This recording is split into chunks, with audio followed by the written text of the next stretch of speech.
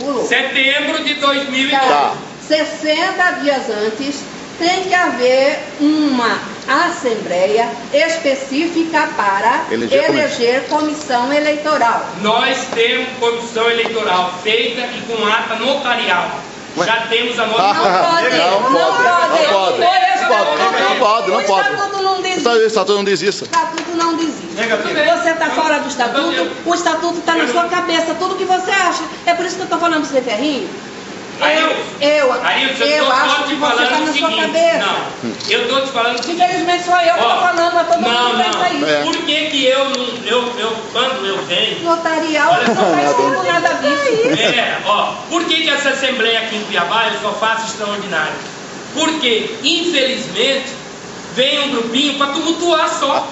Então, por isso que nós fizemos assembleia, aonde foi sugerido na Assembleia Ordinária a criação da... Qual assembleia? Onde foi? Onde foi essa assembleia? Onde foi? Só em Castro, tudo em Castro. Tudo em Castro, tudo em Castro. Pode ser realizado em qualquer lugar. Pode, beleza. Eu tô avisando, tá? Se ele me procurar, eu tô respondendo. Certo. Se fosse outro... Então já tem a comissão. Eu tô respondendo. Tem sim já tem a comissão eleitoral. Vai ter que ser eleito em assembleia. Teve a comissão eleitoral.